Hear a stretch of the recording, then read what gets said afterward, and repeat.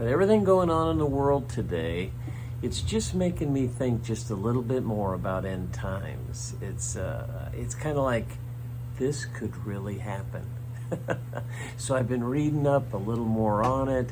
Hey, want to talk to you just a little bit about what I've run across this morning in your morning cup of inspiration. Thanks for joining me. As we all know, the rapture, which is God taking his Christians, taking his church out of this earth, could happen at any moment. And we're seeing so many things taking place now that we know and could see could be part of the tribulation, that somewhere along this path, the rapture has to take place. It's going to be unbelievable for the people who are left to not have these millions of Christians that have just left the earth. But what I wanted to focus on this morning was what happens after we're raptured. One of the first things that takes place is the judgment seat of Christ. That's the first judgment that takes place. It's only a judgment for believers. That's where we'll be rewarded for our efforts.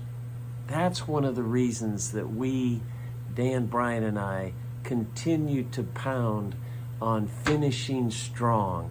That's where the rewards take place. We are going to stand face to face before Christ.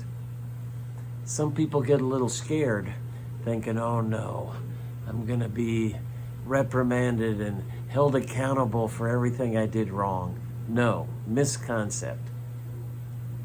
When Christ forgave you of your sins, if you ask for forgiveness, those are gone. They're washed away, they're forgotten. You will not have to account for any sin that took place in your life. What you will have to do is be rewarded for what you did with the proper motive and with a pure heart.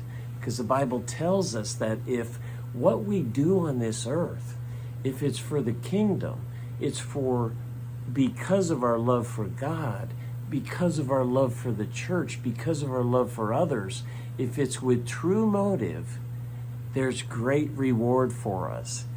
If the motive's not pure, it'll be burned up. So here's what we have to think about. There's at least 5 crowns that the Bible talks about that could be rewards given to us during that judgment time. I want those rewards. I want those crowns, because here's what's going to happen. We're not going to hold on to the crowns much longer. As we approach the throne of God, we will worship God by laying down our crowns before his feet. That will be a form of worship. I want a few crowns to lay before his feet.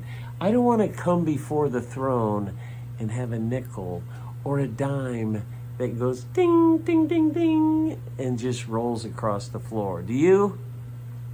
So let that motivate you today. Let's be serious about building up our reward for the kingdom.